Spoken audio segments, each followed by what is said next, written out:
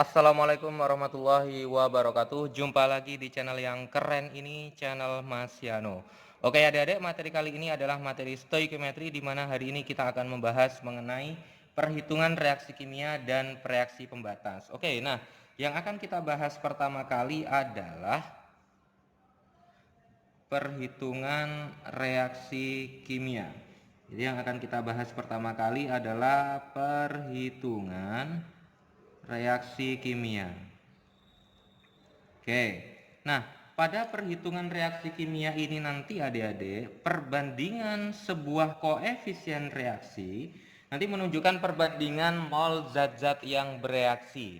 Jadi perbandingan, kalau dalam reaksi kimia itu kan pasti ada yang namanya koefisien reaksi. Jadi perbandingan koefisiennya menunjukkan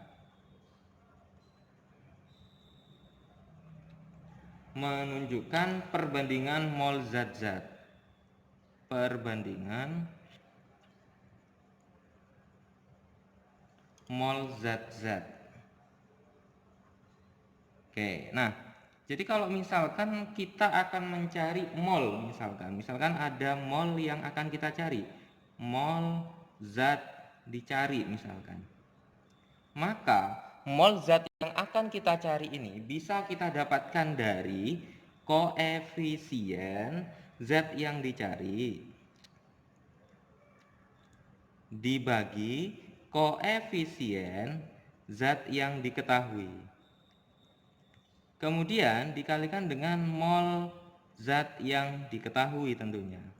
Maka kemudian kita akan bisa menentukan yang namanya mol yang akan kita cari. Contoh seperti ini adik-adik. Oke, jadi misalkan ada contoh soal seperti ini adik-adik. Ada sebanyak 4 mol asam fosfat direaksikan dengan natrium oksida sesuai reaksi ini. Jadi ada asam fosfat direaksikan dengan natrium oksida akan menghasilkan natrium fosfat dan air.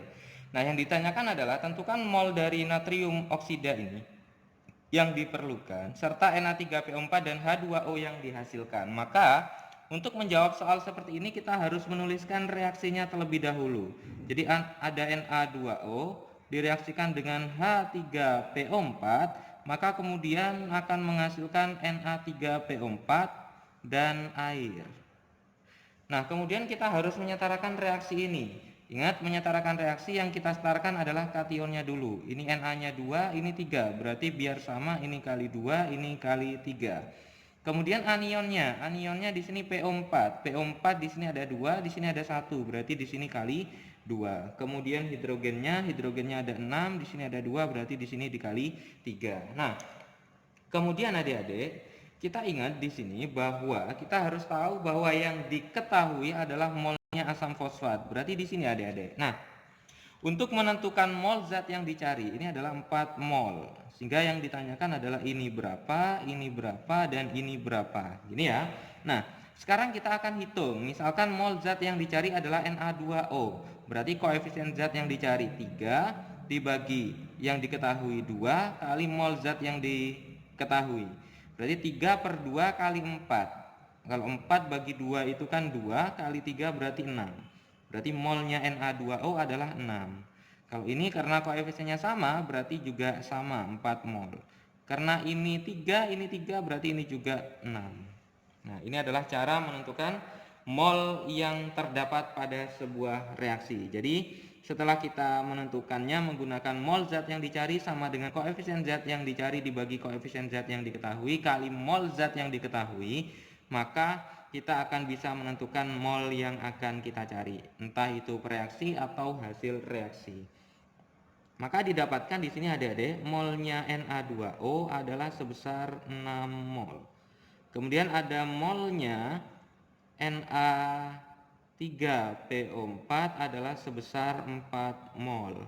Kemudian yang terakhir adalah molnya H2O yang diperoleh di situ adalah sebesar 6 mol. Oke, ini adalah jawabannya. Nah, sekarang selanjutnya setelah kita mempelajari yang namanya perhitungan kimia ini atau perhitungan reaksi kimia ini, maka nanti kita akan mengenal yang namanya pereaksi pembatas. Apa itu pereaksi pembatas? Jadi kita akan mengenal yang namanya pereaksi. pembatas. Namanya saja pereaksi, berarti yang kita bahas adalah pereaksinya. Nah, pereaksi pembatas ini adalah pengertiannya adalah pereaksi yang habis bereaksi. Jadi pereaksi yang habis bereaksi. Bagaimana kita bisa menentukan pereaksi yang habis bereaksi itu sendiri adik-adik? Jadi untuk menentukan pereaksi pembatas itu, misalkan di sini ada pereaksi pembatas.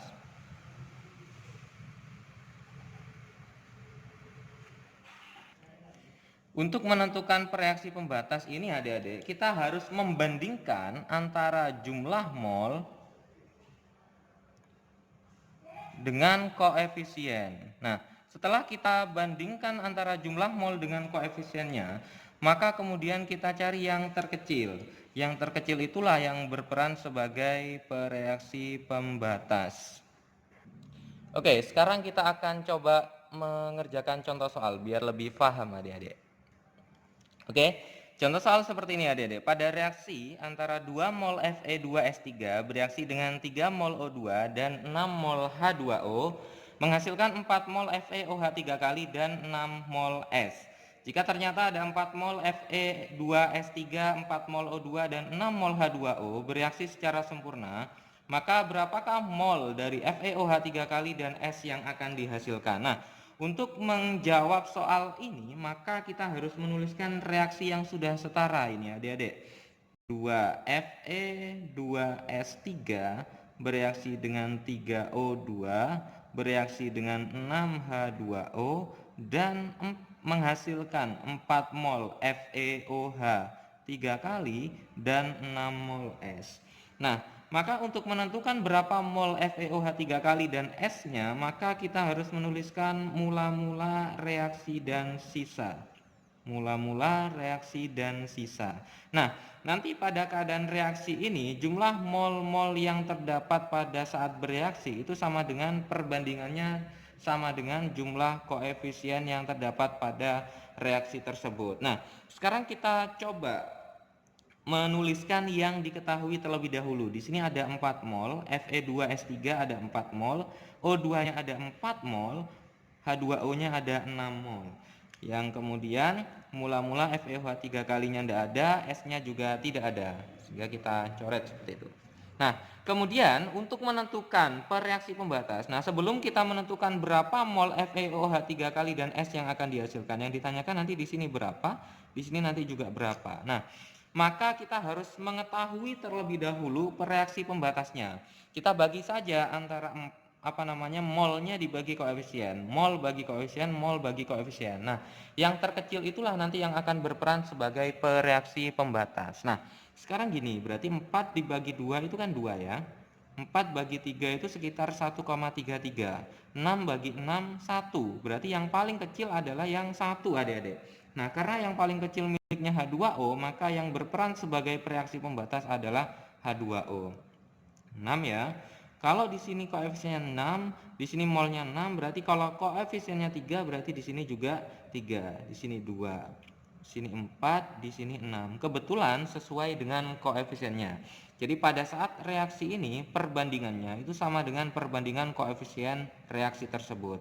Kemudian yang pereaksi nanti dikurangi, ingat ya, untuk pereaksi nanti molnya selalu dikurangi, sedangkan hasil reaksi selalu ditambah. Kenapa kok yang pereaksi dikurangi, kenapa kok yang hasil reaksi ditambah? Karena namanya pereaksi lama-kelamaan dia akan habis bereaksi. Sedangkan hasil reaksi namanya hasil, pasti lama-kelamaan dia akan bertambah molnya. Sehingga kita kurangi, ini akan menjadi 2 mol, di sini ada 1 mol, di sini ada habis. Di sini sisa 4 mol, di sini sisa 6 mol. Sehingga mol yang ditanyakan di sini adalah mol dari FeOH 3 kali adalah sebesar 4 mol. Dan mol dari molnya S dihitung menjadi 6 mol. Dan kemudian yang berperan sebagai pereaksi pembatas, misalkan yang ditanyakan adik-adik, pereaksi pembatas adalah pereaksi pembatasnya di sini adalah yang terkecil, berarti yang H2O atau yang habis bereaksi. Berarti pereaksi pembatasnya adalah H2O. Oke adik-adik, sekarang kita coba latihan soal. Oke, misalkan ada contoh soal, ada latihan soal seperti ini adik-adik. Ada asam sulfat ditambahkan pada 500 ml larutan BaCl2 0,2 molar sampai terjadi endapan BaSO4. Jadi ada reaksi antara asam sulfat direaksikan dengan BaCl2 menghasilkan BaSO4 dengan sempurna. Endapan BaSO4 yang terjadi adalah berapa gram? Oke, nah sebelum kita menuliskan reaksi, maka langkah pertama yang harus kita cari adalah mencari molnya yang diketahui. Mol yang diketahui di sini adalah mol BaCl2. Berarti kita akan menghitung berapa mol dari BaCl2. Nah, untuk menghitung mol, karena di sini diketahui molar dan volume, maka kita bisa menggunakan M kali V. M-nya di situ 0,2 kali V-nya adalah 500 mili, jadikan liter 0,5. Berarti ketemu sama dengan 0,1 mol. Oke, ketemu di sini hasilnya adalah 0,1 mol. Nah, kemudian adik-adik, baru setelah kita menghitung berapa mol dari BaCl2 atau yang diketahui di dalam soal ini, maka kemudian kita akan menuliskan reaksinya. Ingat di sini ada asam sulfat. Asam sulfat itu berarti adalah H2SO4 direaksikan dengan BaCl2. BaCl2 maka akan menghasilkan yang namanya BaSO4 dan HCl. Oke, ini coba kita setarakan. Kationnya Ba, anionnya Cl, Cl-nya 2, di sini 1 berarti di sini kali 2. Oke, hidrogennya sudah sama 2, SO4-nya 1, SO4-nya 1 sehingga sudah sama. Nah, kemudian kita coba tuliskan di sini yang dihitung, yang sudah kita hitung molnya. Molnya yang diketahui adalah molnya BaCl2. Sorry, di sini mol dari BaCl2 0,1. Yang diketahui adalah mol dari BaCl2 adalah sebesar 0,1 adik-adik. Nah, kemudian adik-adik, ini ya yang diketahui terlebih dahulu, mol BaCl2-nya kita taruh di sini. Nah, kemudian adik-adik, kita lihat koefisiennya di sini 1, 1, 1, 2. Sehingga kalau perbandingan koefisiennya berarti 1, 1, 1, 2. Kalau di sini 0,1, berarti kalau sama-sama 1 di sini juga 0,1. Sini juga 1 berarti ya di sini 0,1, di sini 0,2. Oke, jadi inilah perbandingan mol yang terdapat pada reaksi tersebut. Nah, kemudian kita lanjut ke yang ditanyakan adik-adik. Yang ditanyakan di sini adalah endapan BaSO4 yang terjadi adalah berapa gram. Nah, berarti kita tahu bahwa mol dari BaSO4 itu kan kalau ditanyakan gram berarti ya gram per mr. Molnya di sini sudah kita hitung adalah sebesar 0,1. Berarti gram per mr-nya diketahui 233. Berarti masanya adalah 233 dikali 0,1.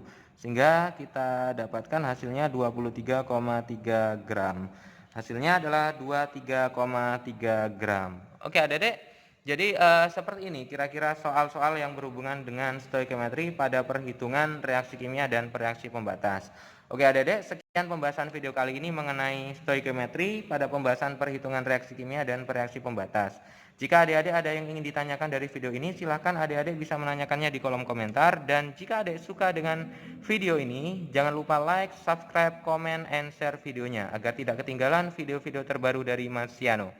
Oke, Mas Yano akhiri. Wassalamualaikum warahmatullahi wabarakatuh.